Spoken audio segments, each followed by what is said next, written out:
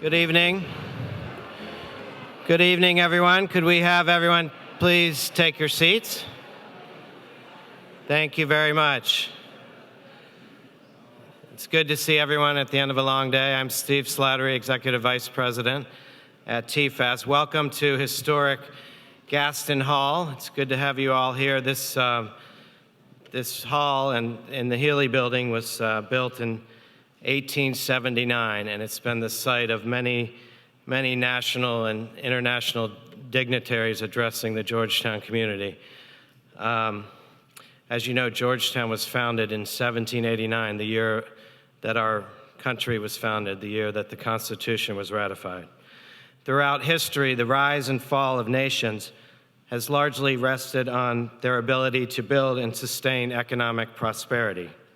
Indeed, our own country was born because of British economic policy that stifled the economy of the colonies and fomented a revolution.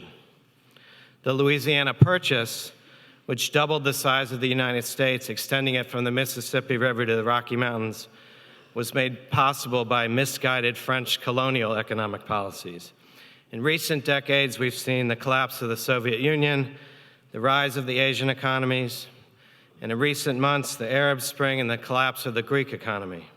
Time and again, we see individuals yearning to reap the fruit of their own labor, and time again, we see governments falling victim to counterproductive economic policies of protectionism and state intervention in domestic economy, policies that have doomed some world economic powers. So what are the keys to building and sustaining economic prosperity? Our guest speaker tonight will answer that question.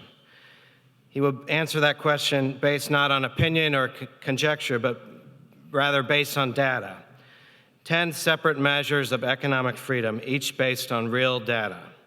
Our guest speaker tonight is Ambassador Terry Miller, co-author of the annual Index of Economic Freedom, co-published by the Heritage Foundation and the Wall Street Journal. As you came in, there were copies of a booklet on the table which summarizes the Index of Economic Freedom. You can also obtain the entire book, which is about this thick. If you want it and you're interested, you can talk to Ambassador Miller about that later. As stated in the preface to the Index of Economic Freedom, the link between freedom and human progress has never been clearer. Countries with economic freedom become more prosperous, and countries without economic freedom become less prosperous. And he will talk about that tonight. The 2012 index analyzes data from 184 countries. The good news is that 75 economies improved in the latest edition, but the bad news is that 90 countries lost economic freedom, including the United States, which has had a downward trend since 2008. So it is up to you, the next generation of leaders, as to whether that downward slide continues or whether it reverses.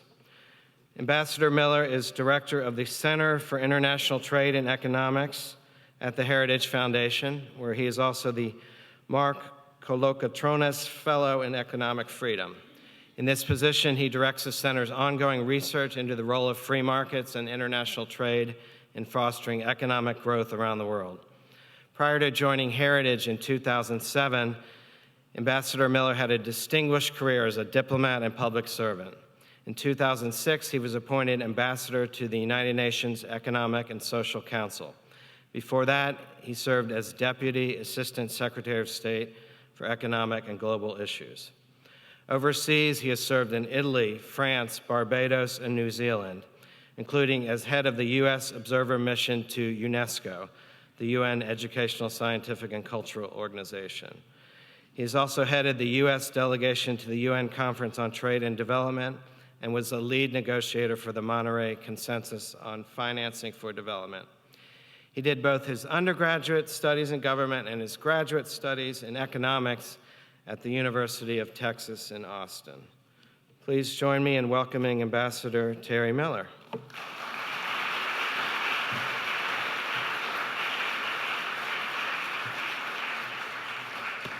Thanks so much.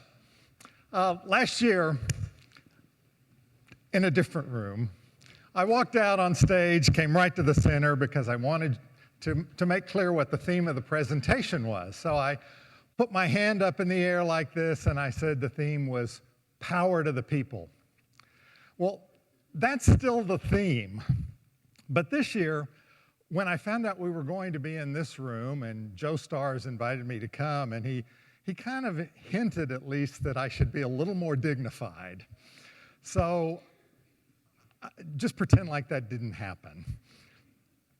In any case, I went home afterwards. My daughter, who had just graduated from Vanderbilt University, saw the tape on the internet, and I got to that point in the talk, and her face fell, and she went, "Dad." It just wasn't, I say cool. I don't think she would be caught dead using that word.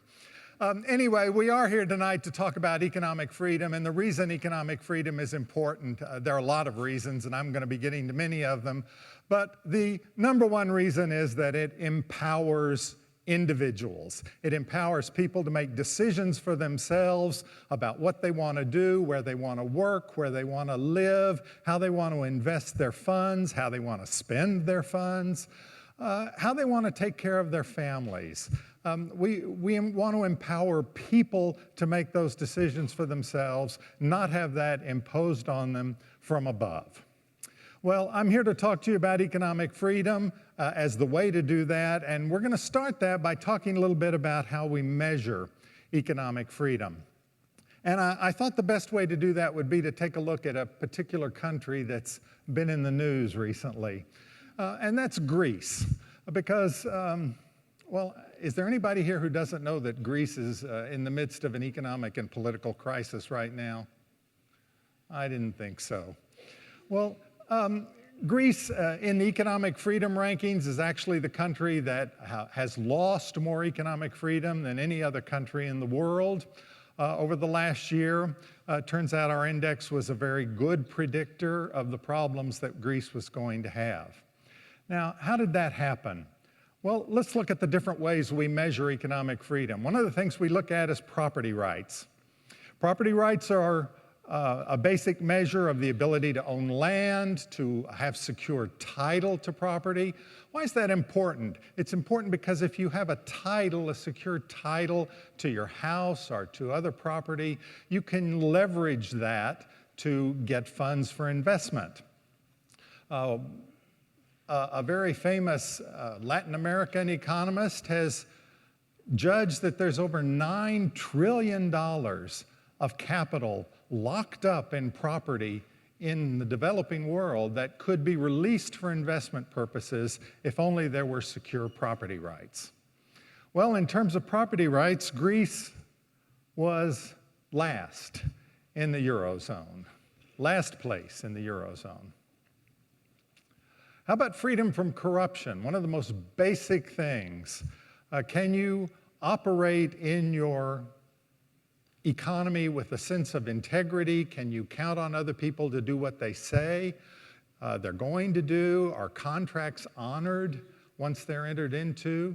Can you engage in a normal transaction of everyday commerce without having to hand over a bribe or in some other way compensate a person outside the normal legal channels? Well, in many countries of the world, you can't do that, and it's very hard to have economic development if you're living in a climate of corruption. How did Greece do on corruption? Well, they were last in the Eurozone. Another thing we measure is fiscal freedom. This is a basic measurement of the tax environment that a country has. Taxes take resources away from the people. They can be used productively by governments. Sometimes they're not used so productively by governments. How did Greece do on fiscal freedom? Well, at least they weren't last. They were the 11th worst in the Eurozone. So that's about halfway in the Eurozone. Another thing we look at in terms of economic freedom is government spending. How much of the economy is dominated by the government? In some of the economies of Western Europe, it's 45, 50%. In Denmark, it's over 50% of the economy is run through the government in one way or another. In the United States right now, government spending accounts for about 42% of our gross domestic product. That's government spending at all levels, federal, state, and local. The federal government takes about 25% of our GDP right now.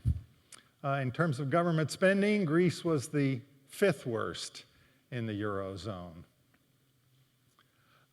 Another aspect of economic freedom we look at is business freedom. Is it easy to open a business? How many procedures do you have to go through? Amazingly, in some countries, you have to go through as many as 300 procedures, separate procedures, offices, desks, people you have to interact with to get a business. It can take as much as 2 years in some countries to open a business.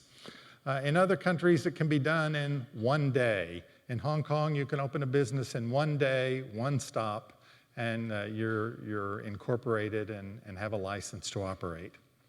Well, in terms of business freedom, Greece was the 6th worst country in the Eurozone. Labor freedom. Can you work wherever you want to? Is there compulsory unionization? Can a business hire whomever they want? Can they enter into a contract at any wage? Are there minimum wages that require a business to pay a certain level of wage? That sounds like a good idea, but when you have a minimum wage, what happens is that people who aren't worth that much to a business don't get hired at all. So what we find is that when you have a minimum wage in place, if it's too high particularly, you have higher levels of unemployment, particularly among the youth or other entrants into the job market. Another important aspect of labor freedom is how easy is it to fire people. People sometimes look askance when I say that that's an important element of economic freedom. But in those societies where people can't be fired, you find that businesses are very hesitant to hire new employees because they know if they hire someone, they're going to have that person as an employee for life. And if your business goes bad or for some reason your sales go down, there's nothing you can do to reduce your labor force. So that's another important aspect of labor freedom. How did Greece do? 2nd worst in the Eurozone. Any ideas which country was worst in the Eurozone?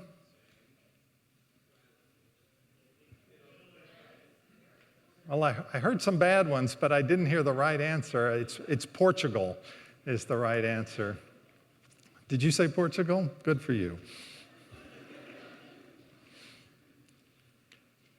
Monetary freedom. This is basically a measure of inflation in an economy. If you have high levels of inflation, the value of people's assets, the value of their wealth is eroded over time. This is one of the ways countries impose stealth adjustments on their population. If you see Greece, for example, drop out of the Eurozone and reestablish the drachma as their national currency, what's going to happen is that they're going to have very rapid high levels of inflation in their economy. And people's wages their effective wages will drop as a result. So they'll be worse off, but maybe it won't be quite as apparent as if they made those adjustments while staying in the Eurozone and had to actually see their nominal wages drop. So that's one of the factors that's under consideration right now in deciding whether they should drop out of the Eurozone or not. Greece was 2nd worst in the Eurozone in terms of monetary freedom. Trade freedom. Trade freedom is one of the most interesting aspects of economic freedom and one on which the world as a whole has been doing very well. Over the last 25 or 30 years, we've seen a reduction in tariff rates, an opening up of trade flows among countries. Probably more than anything else, this is responsible for the big drop in poverty that we're seeing in countries all over the world. Trade freedom, we measure not only tariff rates, that's probably the most important thing we measure, but we also look at non-tariff barriers to trade. And those are things like quotas, licensing arrangements, difficulties at the port in terms of infrastructure or customs clearance. We look at all kinds of barriers to trade, whether they're tariff barriers or non-tariff barriers. Greece was tied for worst in the Eurozone. Investment freedom. How easy is it to move money in and out of the country? Do you have an attractive regime? Do you treat foreign investors the same as you treat domestic investors? Many countries have special licenses that they require foreigners to obtain before they can invest in a country. In many cases, you're required, if you're going to invest in a business, to have a local partner. You can't just operate as a foreigner. So in terms of investment freedom, Greece, second worst in the Eurozone. And financial freedom, I think this is probably the last one on the list. Financial freedom is an indicator of competition in the banking sector. How easy is it to obtain credit? Can an individual easily operate within the formal banking sector? Or is it hard? In some countries, particularly in developing countries, there may not be banks on every street corner as they are here. There may not be easy access to the internet. There may not be cell phone banking, although that's amazingly enough happening in Africa now, probably leading the world in terms of the development of cell phone banking. But we're looking at Greece here, and they were tied for second worst in the Eurozone. Well, I hate to harp on Greece, but in terms of overall economic freedom, they were last in the Eurozone. So it's no surprise that the crisis in the Eurozone, the crisis in Europe right now, has been most acute and most focused on Greece. I don't know if you can actually see that list. That's all of the Eurozone countries ranked in terms of economic freedom, with Ireland, Luxembourg, Netherlands, Estonia up at the top, Greece, Italy, Slovenia, Portugal, France, Slovakia down at the bottom.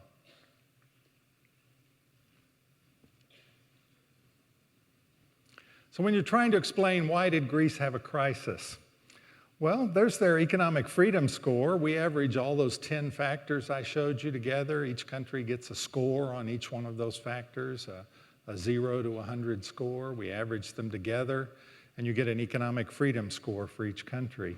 Greece's score was 55. We consider that a mostly unfree country. That's below the world average, far below the regional average, and 30 points below the average of the free economies in our survey. And you can see the trend in Greece, pretty precipitously down. Remember that graph. I'm going to come back to it a little bit later. The Index of Economic Freedom looks at 184 countries, so it's truly a global database. We've been doing it for 18 years, so there's time series data. Those of you that are already researchers, and I assume everybody in this room is in fact a researcher, but some of you may go on to do more advanced research in graduate school or in your professions. It's unusual in economic data, international economic data, to have a database that covers 18 years in the way ours does, as broadly as it does. We update it annually. We make it available free on the internet. There's no gateway or no registration or anything like that. You just log on to heritage.org and search for Index, and you'll get right to the database. And you're welcome to make use of that in any way you can. That's a shot of one of the screens from our website, and you can see that we do have some graphing tools and other manipulating tools on there to enable you to look at the data in any way you would like. So there's the 10 economic freedoms again, kind of in the opposite order that I took you through them in the case of Greece. But I wanted you to look at the right-hand side of the picture there to see really the four categories that we're looking at. We're looking at how efficient a country is in its government regulations of economic activity. We're looking at the dominance of government in the economy. Does the government refrain from taking steps that interfere with the ability of individuals to act in the ways that they want to act? open markets? Is a country open to a world? Does it participate fully in this wonderful globalized world economy that we have now, where so many opportunities, so many markets are available to people all over the world? Is a country fully open and plugged in to that world economy? And finally, and perhaps most basic and most important, the rule of law. Does a country really have in place the laws that can give confidence to people to invest? Confidence that if they invest or if they work, they're going to be able to enjoy the fruits of that investment or the fruits of their labor without having it taken away from them through corruption or through some other action, either by government or by individuals. So as I said, we score every country in those 10 economic freedoms, averaging them together, and you get an economic freedom score. These are the countries that do best in the world. Hong Kong is the freest economy in the world. It's maintained that despite its now political union with mainland China. Quite a different economic system, of course, from mainland China. Singapore, number 2. Australia and New Zealand. You've got 4 Asia-Pacific economies right there at the top in terms of economic freedom. And in fact, if you look around the Pacific Basin, you find a very large number of countries with fairly high levels of economic freedom on both sides of the Pacific, ranging from Chile, the United States, Canada, Hong Kong, Singapore, Australia, New Zealand. Very, very positive economic dynamism in the Pacific Basin as a result of the economic freedom on both sides there. Chile came into the top 10. They'd been there before, but they moved back into the top 10 this year. And Mauritius, we're very, very proud of Mauritius, a sub-Saharan African country. It's really an island off the coast of Africa, off the coast of Madagascar. But the first time ever we've had a sub-Saharan African country in the top 10 in the Index of Economic Freedom. And I think that shows you some of the progress that is not only possible but actually happening in the African continent. The United States, they're 10th. You can see they were 9th in 2011. Before that, they were 8th. The year before that, they were 6th. The year before that, we were 5th. It's been a bad run for the United States, and I want to talk a little bit more about that in a few minutes. The countries, I've listed a few at the bottom, the least free countries in the world. I don't think there are any surprises there. North Korea, Zimbabwe, Cuba, Libya. Zimbabwe is a very sad case because 20 years ago, Zimbabwe was one of the richest countries in the world, certainly one of the richest countries on the African continent.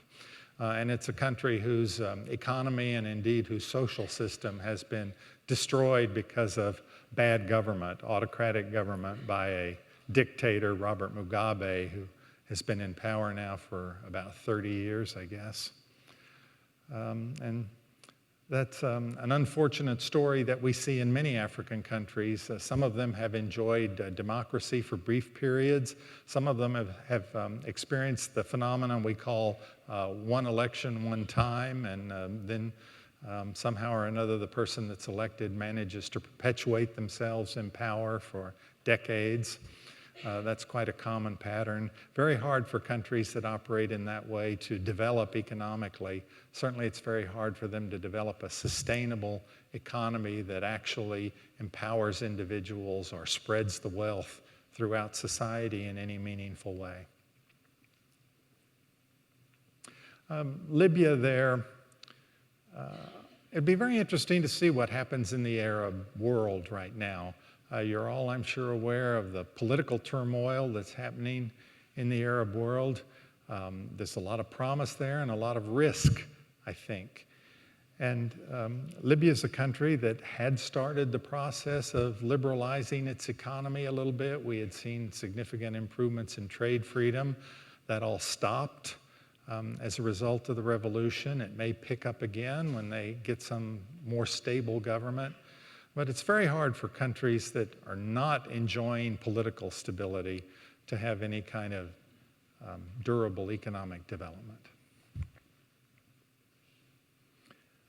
This shows the economic freedom by region, and the size of the circle indicates the population of each region.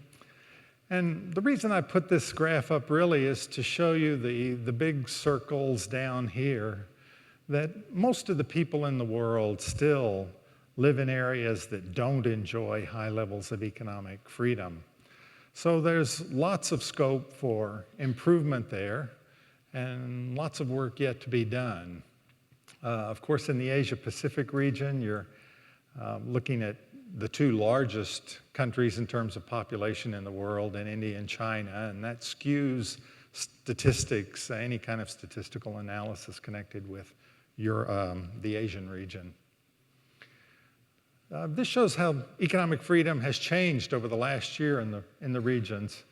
It's very nice to see Sub-Saharan Africa and the Asian-Pacific region actually increasing economic freedom despite the economic turmoil in the world economy.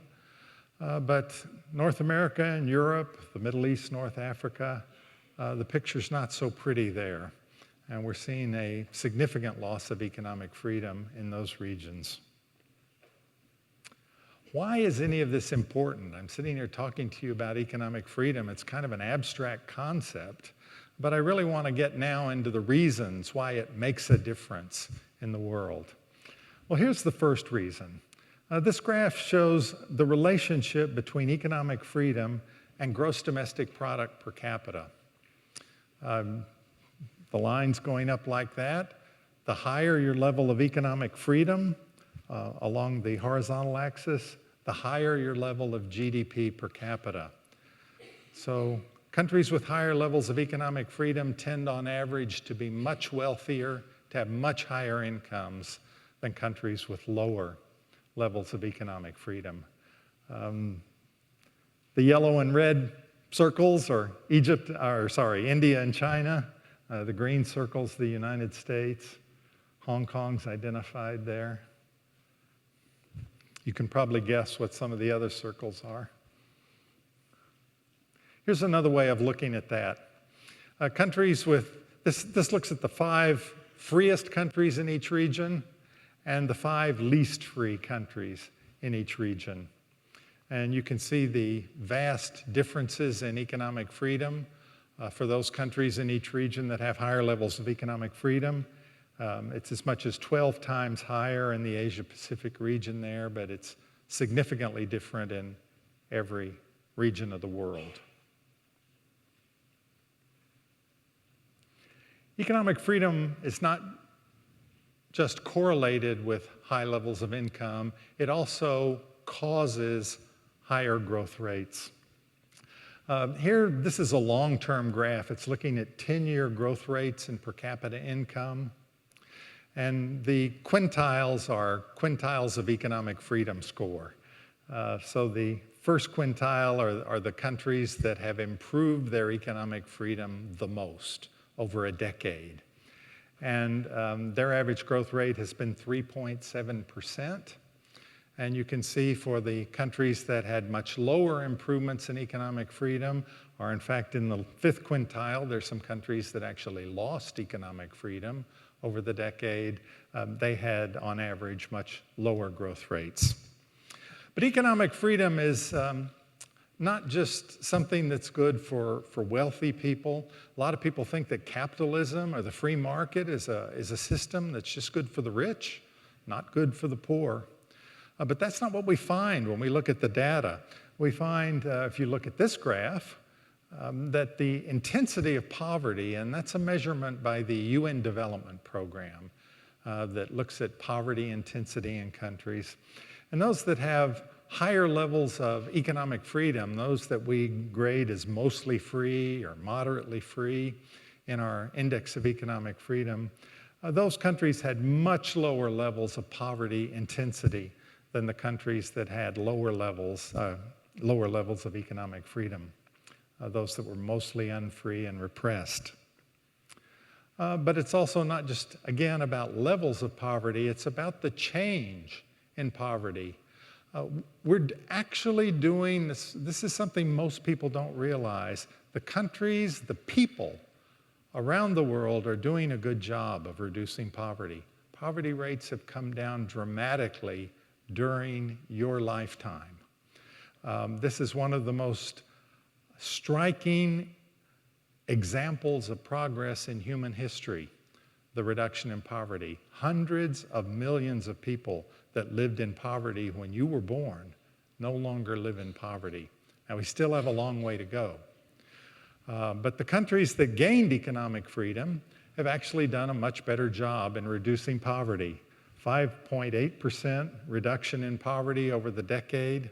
That's a reduction in the number of people living in poverty in the last decade. And that's despite the increase in population over the decade as well. The countries that lost economic freedom didn't do nearly as well. They still saw a reduction in poverty, but a much smaller reduction in poverty. So it turns out that economic freedom, in fact, is a liberating strategy for the poor. How about the environment? A lot of people think that you need a command and control kind of economy. You need government regulation, you need government intervention to protect the environment. But again, that's not what the data shows. This time we used an index from Yale University. Anybody? Somebody yelled. The Yale Center of Law and Environmental Policy produces an index of environment protection for countries around the world. It takes into account not only pollution control, but things like actions to combat global warming. Not exactly what I would put in an index coming from the Conservative Heritage Foundation, but we thought we would give the environmentalists their best shot in terms of comparing with economic freedom.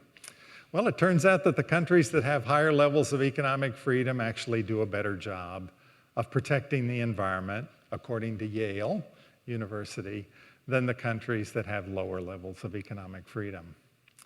So, yet again, one more way in which economic freedom promotes those progressive values that I think we all share, but perhaps have different ideas about how best to achieve. Many people think that the way you achieve progressive social and economic values has to be through government intervention.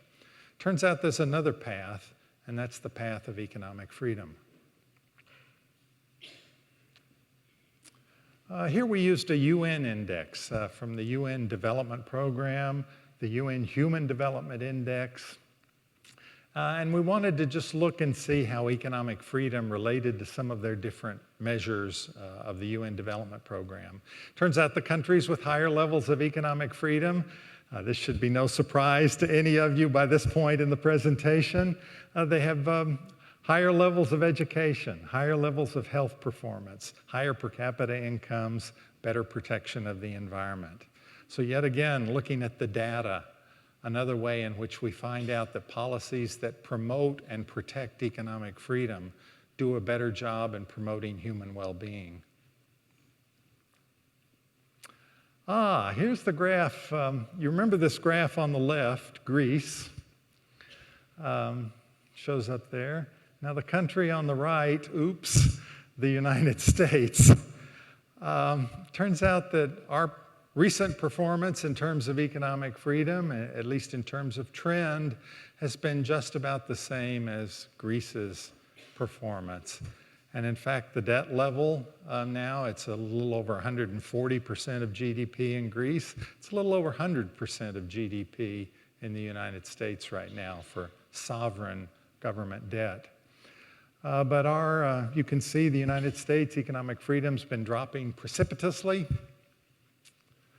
Here's the reason why: an explosion of government spending. We've had deficits of over $1 trillion per year in government now for the last 4 years. $1 trillion more we're spending than we're taking in. So that money's being raised how? It's being borrowed in the marketplace. It's going to have to be paid back by who? exactly by you. 10 years from now, 20 years from now, 30 years from now. Investment freedom. We've had new regulations in the last 4 years that have driven the U.S. score in economic freedom and investment freedom down. We've had the Dodd-Frank financial bill that's imposed a lot of uncertainty on banks, on the financial system. We're not seeing the levels of investment that we otherwise would have seen as a result. Investors like stability, they like confidence, they like security, they like to know what the conditions are going to be a year from now. We've had so many regulatory changes right now that nobody has any idea what's going to happen next year. Right now we're facing, we've got the new health care bill. Whatever you think of the health care bill that was passed last year, the fact is it's under review in the Supreme Court right now, and nobody knows whether 2 weeks from now it's still going to be the law of the land or not. So businesses are facing the situation that they have no idea how much they're going to have to spend in terms of non-wage costs for an employee. And many businesses are not hiring as a result of that uncertainty. Finally, freedom from corruption. This was shocking to me to see an increase in corruption in the United States. Maybe it's not shocking to you, I don't know. We use a measure from Transparency International. It's a non-governmental organization. They measure the perception of corruption. It's a survey measure. They go out and survey Americans or people of other countries for their scores to see what people think about the level of corruption. The perception of Americans is that corruption is increasing in the United States. And what we find in countries around the world is that the larger governments grow, the more opportunities there are for corruption. Cronyism, special favors, governments that work for the few rather than for the many in society. And I think that's perhaps what we're seeing in the United States right now as well. So the result of all of that is that just in the last year, the U.S. lost 1.5 points of economic freedom. We dropped to 10th place. I don't know what's going to happen this year. We might go down, we might go up. We haven't measured the data yet. So we'll see. But I do know the trend has been bad, and we're in a place now that is not as good as the place we were in 5 years ago. Here's one other way in which the U.S. has lost competitiveness without actually losing economic freedom as we measure it in our index, because we use tax rates, and the U.S. hasn't changed its corporate income tax rate. But every other developed country in the world has changed their corporate tax rate. You can see what's happened to world average corporate tax rates. They've dropped significantly. Many countries in Europe or other developed countries in the OECD now have flat tax rates at the level of 10% or 15% for corporations. The US at 35% now is the highest corporate tax rate in the world among developed economies. So that's an area where we've lost competitiveness just by standing still, by doing nothing as other countries became more competitive. The result of all of this, 10th place, the US, a mostly free economy. That to me is, I guess it's just sad. Some days it makes me mad. Today it makes me sad. And I want it to change. I want the US to be once again a leader in economic freedom for all countries around the world. A lot of the debate internationally right now is over austerity versus growth. You might see that juxtaposed in the media. You see prominent economists like Paul Krugman, for example, saying, got to have more growth, got to do whatever you can to get more growth. Other people like Angela Merkel, the Chancellor of Germany, saying, oh, we need some policies of austerity. Well, a lot of people have talked about austerity, but we haven't actually seen any austerity. There's no real drop in government spending. Maybe the US dipped slightly in 1 year there, but certainly the overall trend is up. And we don't see really any countries in the world that have actually adopted austerity such that there is a reduction in government spending in those countries. So when you hear people say we need to stop the policies of austerity, you might want to just look and say, well, could you show me where there were some first? Because we don't see it right now. And just one more slide about the impact of government spending on growth rates. A lot of people say, well, to get those growth rates going, to get out of austerity, we need more government spending. But the data says that, unfortunately, governments that spent more, that's the governments on the right side of the picture there, actually have done a poorer job in promoting higher growth rates. They've had growth, 2.5%. We're using government spending from 2009 in this graph, GDP growth in 2010. So we're having government spending in one year, and then we're looking what kind of impact did that have on the growth rate. We're measuring the growth rate in the following year. It's not a perfect way to measure, but it's one way to try to capture cause and effect relationship. Maybe many of you, certainly if you studied economics or statistics, you know about the difference between causation and correlation. Much of what we measure is correlation here. One thing is related to another, but we don't know what causes what. One way we can try to find out what causes what is by lagging the data like we did on this graph. And it turns out that the countries that had the lowest government spending actually did the best job in promoting growth.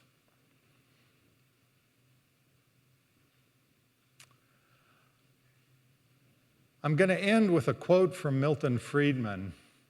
This is a 50-year-old quote now. And Milton said, fundamentally, there are only two ways of coordinating the economic activities of people. One is central direction, involving the use of coercion. That's the technique of the modern totalitarian state.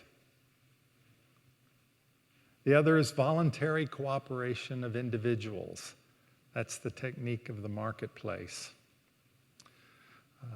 What we're trying to do in promoting economic freedom is to empower individuals to take their place in the marketplace and operate for themselves to better their own lives and those of their families in the best way that they can.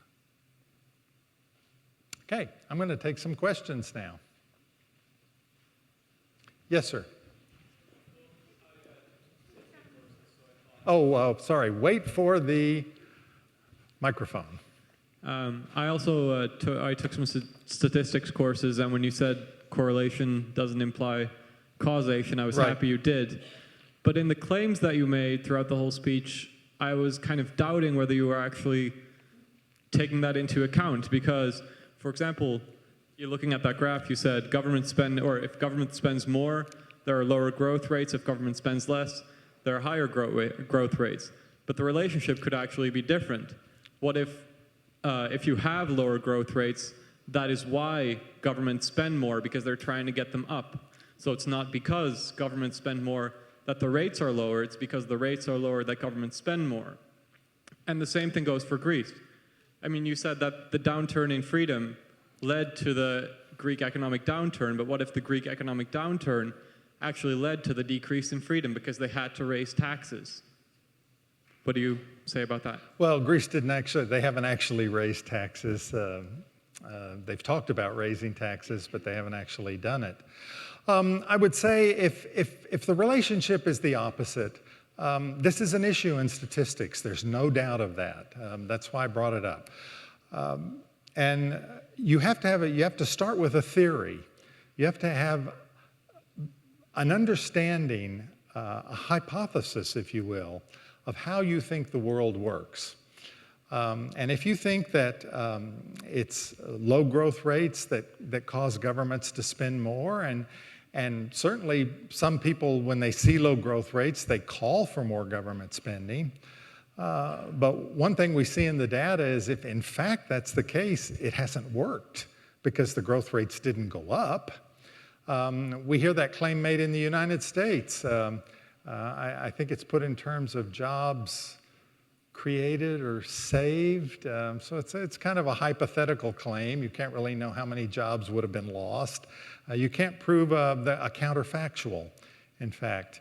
What we do is we start with a theory. It's based on solid economics, that economic freedom leads to higher growth. We've studied it over time. We've studied it with time series data. And it's not just us that have done this. This is based on years and years of economic theory and economic research in universities around the world. Ultimately, there's an element of faith in it, I guess. We use data to try to confirm our understanding, and we have data that's consistent with our understanding. Can I say that it proves the relationship is as I believe it is? No, probably not in most cases. In a few cases, certainly in the relationship between economic freedom and gross domestic product, that's probably the most studied statistic in development, using a variety of different measures of what economic freedom is, not just our index, but other indexes or other indicators of that. And so I'm very confident about the causation on that statistic. On the others, I don't know. There may be intermediate causation. Certainly there are wealth effects involved in things like environmental protection. So it may be economic freedom leading to wealth and income, which leads to more environmental protection. Maybe that's the transmission mechanism. There may be multiple transmission mechanisms on many of these factors. It's a very good question, but it's a very complicated issue. Back here. Yes, sir, there. Hi, my name is Weston Scott, and I go to Texas Tech University. You were talking earlier about the debt and the deficit spending, and by cutting deficit spending, lowering taxes, generate that revenue, or give that back to the people, hope that more economic freedom can ensue off of that. But how do you suppose that we go off and pay off our national debt? If the government loses that revenue by cutting taxes as a tax expenditure, what are we going to do about our debt, and how are we going to pay that off if we lose that revenue? Well, I didn't understand everything you said, but I think I caught the gist of it, which was how will you pay off the debt that the government's incurring? Yes, we're taking in all this debt, and then if we cut the revenue, if the government cuts the revenue by giving tax breaks, lowering the corporate tax rate, yeah. How do we go off and pay our debt without raising taxes? Yeah, this is one of those interesting little factoids that is not widely known, but the level of tax receipts in the United States, at least, has a very poor correlation with the level of tax rates. Raising taxes does not necessarily generate more tax revenue. And there are a variety of reasons for this. One is that the higher rates may slow down the level of growth. Another is that higher levels of rates tend to inspire people to take actions to avoid taxation. Not illegal actions necessarily, although in some countries certainly that happens. But there are plenty of legal ways in which it becomes at very high tax rates worth your while to invest or do things to lower your effective level of taxation. And so when you look at data over a long term in the United States, what you find is tax rates go up, tax rates go down, and the level of tax receipts is amazingly stable over that period. And it's run around the level of 19% or so of our economy. It's a very consistent level of tax receipts for our economy. And the answer to paying off the debt, the only answer that I've ever seen that works in the United States or in any other country around the world is to undertake policies that increase economic growth so that you have a higher pie, a higher level, a bigger pie from which the tax slice, which is amazingly stable as a percentage, is bigger as an actual number. And that enables you to take those tax receipts, those higher levels of tax receipts, fund your current expenditures, and pay off some of your debt. So economic growth is the answer to your question. Yes, ma'am. So you propose to put into place policies that would increase economic freedom. What type of policies are those? Because I know that generally austerity sometimes results in the cutting of public programs and benefits. So do you have any way to work around that to also increase economic freedom? Yeah, well, let me say first of all that the policies I would propose are policies of austerity for government. I don't want austerity for the population. I want abundance for the population as a whole. The trouble with government is that those resources that government spends come from somewhere. They come out of the population through taxes. They come out of the population through borrowing. They may come out of today's population. They may come from a future population, but they're not free. They're not just invented out of whole cloth. Social spending obviously has in a civilized society, there's an important role for social spending. Clearly, we don't want people to live in poverty, without food, without adequate housing. We, in the United States, many of the countries around the world are very rich societies, extraordinarily rich by human historical standards. And there's absolutely no excuse for any person in those societies to be living in poverty or to be deprived of the basic elements of a human existence.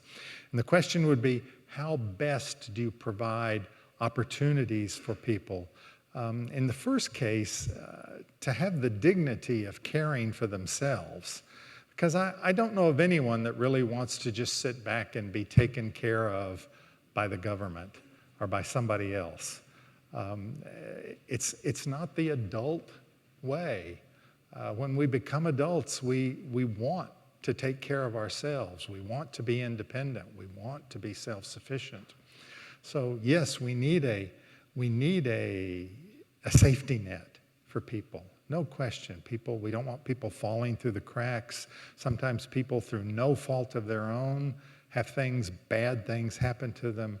And as a society, it's worth our while to have policies in place to deal with that. And yet you do find in societies that there are many non-governmental ways to deal with that as well. We have a wonderful tradition of religious charity, of private charity in the United States. So that's one way you might deal with it. And the other thing is just the question of degree, because what we found is that at certain levels, when the safety net becomes too extreme, the incentive is not for people to become self-sufficient, but for people, on average, to become dependent on society and fall into a poverty trap from which they never escape. The trouble with public policy is you're always dealing with averages. You're dealing with the average person, and not everybody's average, and the same policy is not always going to work for everybody. If there was a great answer to your question, we'd have solved it a long time ago. There are a lot of smart people that think about poverty all the time and how best to deal with it. And I think what we found is that some level of safety net, probably a level that's somewhat smaller than we see certainly in Europe and perhaps even in the United States today, with policies that liberalize employment, make it easier to get jobs, make it easier for businesses to open up, that get rid of our 8% unemployment rate and reduce that probably in half is where we need to be, so that people can take care of themselves and live that dignified adult life. Over here. Hi, yeah, my question also relates to the poverty issue and economic freedom. So you showed a graph earlier that was talking about reducing poverty and how economic freedom has played a role in that. Yet, if economic freedom has increased and poverty has decreased, supposedly correlated with economic freedom, why weren't the UN development goals met? I mean, they even talked about, their poverty goal was sort of met, yet people were starting on $1 a day, so it was moving to $2 a day, really progress. Yeah. Well, we're certainly, how did I get to the wrong graph? But we're certainly not there. You're talking probably about the Millennium Development Goals, the poverty reduction goals? Yeah. Some of those have been met. They've been met in some countries, not in every country. And of course, it's not 2015 yet, which is the target goal for most of them. Many of them, in my mind, weren't sufficient goals in any case, and some of them were reduced by half. The number of people living on $1 a day, for example. Well, what about the other half? I mean, let's see if we can't put in policies in place that provide jobs that allow everybody to have an income that's higher than $1 a day. Of course, $1 a day in UN terms isn't really $1. I think it's $1.65 or something these days. I don't know whether they've taken into account inflation or what, but it's no longer $1. But it's a much nicer slogan to say $1 a day or $2 a day. I think if you're searching for answers, why we haven't done it, my answer would be there are far too many countries, first of all, where there's no rule of law. Secondly, where there are very high levels of corruption, no property rights. That's where I start with countries in the developing world. If you don't have that, plus the countries where there are high levels of conflict. If you're fighting a war, if your infrastructure is destroyed by bombs, if you're at risk of being shot, you're not going to be reducing poverty in that country. You're going to be doing just the opposite. You're going to be creating poverty. So first we have to deal with the basic principle of human security before we start talking about eliminating poverty. But still, we can do better. We need countries to plug into the global economy. Trade freedom, the lowering of tariff rates, the opening of our market to goods and services from around the world, that's done more to reduce poverty probably than any other single policy prescription. It's certainly done far more than all the foreign aid flows. You're talking about a factor of 10 or 20 in some years in terms of resources that flow from trade versus resources that flow from aid. There's just no comparison between the two. And the countries that have seen the biggest reductions in poverty have done that through plugging into the international trade and investment system. That creates the jobs, that makes their citizens more productive, and poverty disappears as a result. Up here. You'll have to speak loudly.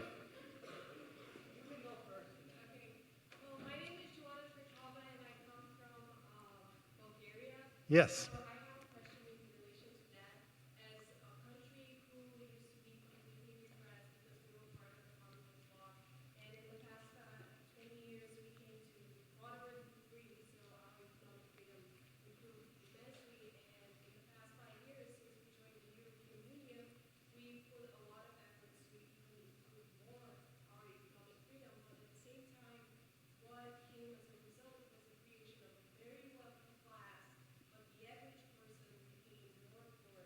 So in statistics, our prosperity improved because of our economic freedom, but the average life of average person didn't. So I was wondering if in theory, in the long run, whether the economic freedom could reach this exacerbated gap, and if so, in what mechanisms?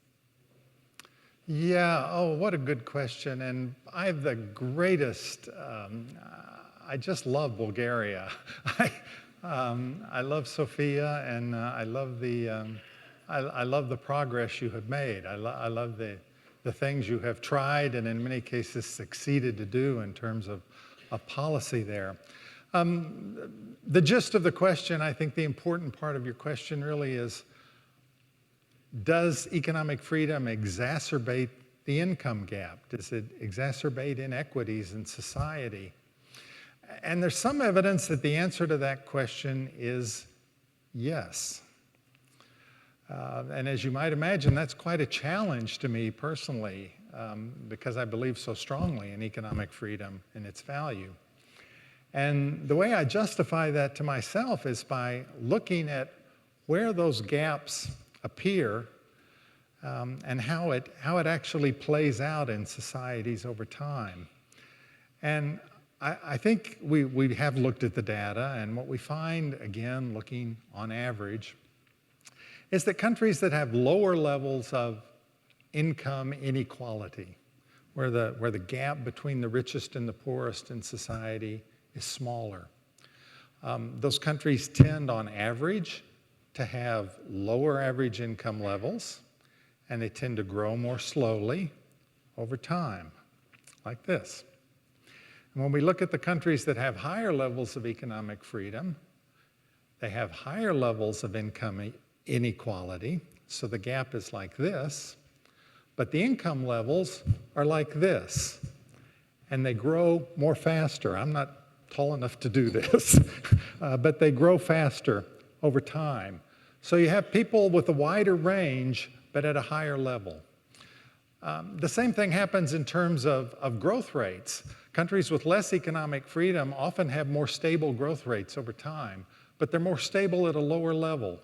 Countries with higher levels of economic freedom have more erratic growth rates. The curve fluctuates like this, but it fluctuates at a higher level, and even the troughs tend to be higher than the more stable levels of the countries with less freedom. So is it a societal challenge for a country like Bulgaria? Absolutely. And for me, the answer is to make sure that your government is not still undertaking policies that exacerbate that inequality by providing special privileges for the elites or those who are already wealthy. This is one of the things that concerns me the most when I think about governments and their interactions with populations.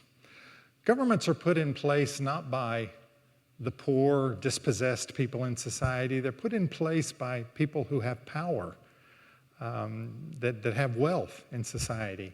And they're put in place to represent the interests of the people who already have power and wealth in society.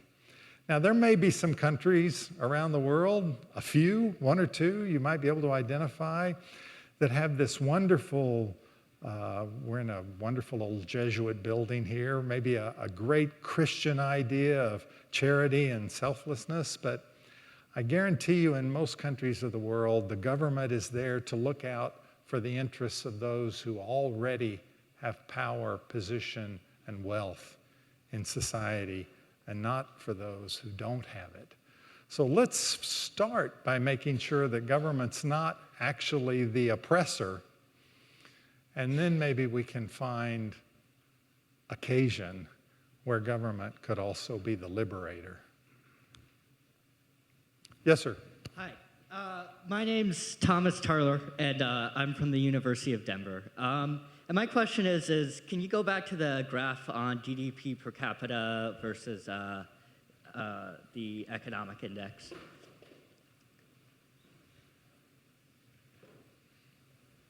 Probably one more. There it is. Oops, went too far.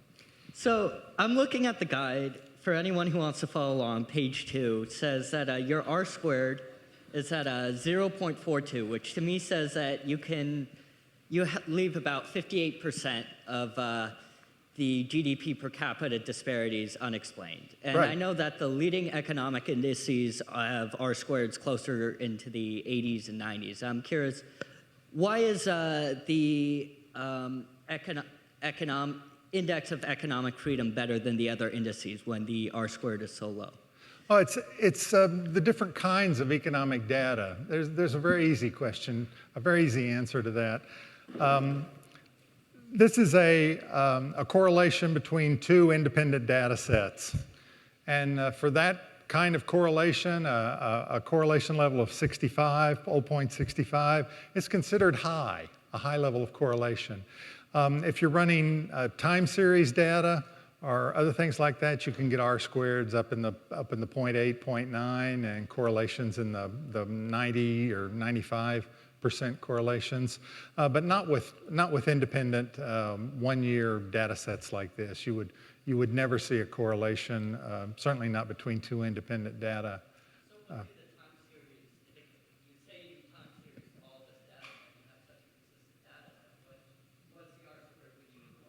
Well, this is not a time series. This is a one-year snapshot right here on this graph.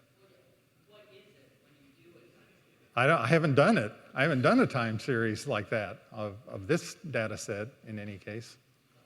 So, well, why don't you? I do it and send it to me.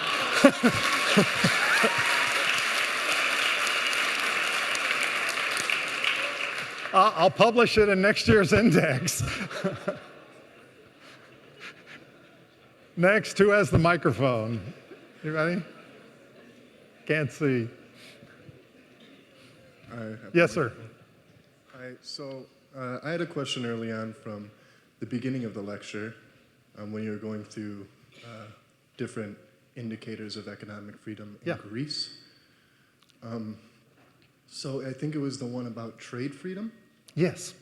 And you said that Greece was tied for last in the Eurozone. In the Eurozone. Right.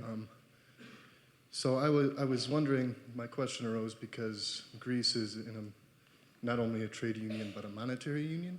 So is it also tied for first place? No. Or were you looking at subsidies or? Yes, we were looking at subsidies and non-tariff barriers to trade, which the basis of this question is that all the countries of the European Union have a common trade policy. They have a common tariff rate. There's a common external tariff for all of the countries that are in the Eurozone. So their tariff rates are all the same. So there's no differentiation whatsoever among them. But 20% of our trade freedom score is calculated with non-tariff barriers to trade, things like quotas, customs procedures, subsidies, if we can identify them, things like that. So that's where Greece falls down, below the other members of the European Union. So the only thing that would be included in that data is subsidies then? No, it's more than subsidies. It's quotas. It's customs procedures, any kind of thing that restricts trade in a practical sense, I guess, is the way to describe it. I'm sorry, exactly sounds like, but aren't quotas, isn't that done by the EU? The quotas to the EU, not to each of the different countries? In the case of EU, yes, quotas probably are. But customs procedures are not. That's also, if I may just say, why they were tied for last, because we don't have that much differentiation. So, yes. Hi, I'm William Garby from the University of Dayton. You mentioned that we're in an old Jesuit building, so I have a question then about how you propose bringing about justice. You mentioned that in our tradition in America, we have a very rich tradition of charity, but any person who's studied at least Catholic social teaching will acknowledge that there is an intrinsic difference between charity and justice. So in that respect, how would you propose bringing about justice? Well, I guess I would focus on the idea of justice as something that is truly one of the prime roles of government. I'm not sure I regard charity as a prime role of government. Charity, which involves, of course, comes from the word, the root of love. I'm not sure I feel like I need love from the government. I might want to look elsewhere for that. But justice, I think, which really means fairness, means equality of treatment, I think that's something we have the right as people to demand, to insist that is provided by our governments. And unfortunately, it's not something that we always get from our governments. even in a government as enlightened, and I mean that truly, enlightened as the government of the United States, I don't think we can say with all honesty that every American is treated equally or entirely justly by their government. And yet that's what I think we ought to be striving for in terms of government policy, to truly establish a level playing field so that people can compete fairly, and not face an uphill struggle or have somebody with some sort of preference or special access to the levers of government power and influence. So that's how I would make the difference. I think both are wonderful things to be sought after. One, I'm ready to demand from a government. The other, I think perhaps is a more individual responsibility that we as citizens and private individuals can strive for. Yes. Hi, I am Cassandra Sullivan. I'm from Boise State University. Hi. And my question pertains to Ireland. When you went over the rankings of economic freedom, it was the highest ranking one. But then we see it as one of the 5 largest failures in the EU at this point in time. So that failure, would you link it to any economic freedom policies in Ireland or the European Union as a whole? And if you do link it to the European Union as a whole, what are the problems with that pertaining to economic freedom where you'd see that it could be changed to improve the EU to be effective overall? Yeah, I wouldn't really link the Irish failure to problems in the European Union as much as I would link it to problems in the United States. Because I think the problems in Ireland started with the financial crisis in the United States. In Ireland, what we basically saw was a banking crisis. It wasn't really a sovereign debt crisis. It was a problem of an overextended banking system in which the provision of credit collapsed, basically. And that was a result of the financial crisis that started here in the United States and spread to other countries in the world. Ireland's been one of those countries that's been on a roller coaster ride, both in terms of economic freedom and certainly in terms of economic performance. We've seen that, but they're on the road to recovery now, which is very gratifying to see. And Ireland is not the country you hear about now when you hear about the collapse of the euro. We're talking about Greece, we're talking about Spain, we're talking about Italy, we've been talking about Portugal. Well, 6 or 8 months ago, we were talking about Ireland, but they really are starting to get their house in order, I think, in a pretty impressive way. So Ireland, I hope and believe, is going to turn out to be a success story. Who has the microphone? This will be our last question this evening. Darn. Thank you. Hi, I'm George Beinhardt. I'm from North Carolina State. Hey, George. Thank you, whoever that was. I wanted to ask if the Index of Economic Freedom differentiates between sort of permanent long-term levels of government spending and counter-cyclical measures to try to stimulate an economy out of recession. The answer is no. It doesn't. I'm extremely dissatisfied with our government spending indicator. It's the one indicator in the whole index that if I could figure out how to reform it and make it better, I would. There's no one level of government spending that's ideal for different countries around the world. It depends on your level of development. It depends on your social structure, your cultural history. There's no way to set a level and say that's what every country should strive for. We pick up changes in government spending and look at that. I would say we have tried to look at counter-cyclical spending during the most recent recession. We can't get data for 184 countries around the world, but we have been able to get some data for a limited selection of the OECD countries, the most advanced countries in the world. And we have a data set that has about 14 or 15 countries that we're able to actually get, with some confidence, accurate data on countercyclical spending. And the rough 1-year correlation shows no impact from that spending on growth rates. I don't really advertise that a lot because it's such a tiny data set, and it's also a very short time period. So, but certainly there's no comfort there for those who say increased government spending is the way to get out of recession. There's no data that I've seen anywhere that supports that hypothesis. But not much data out there.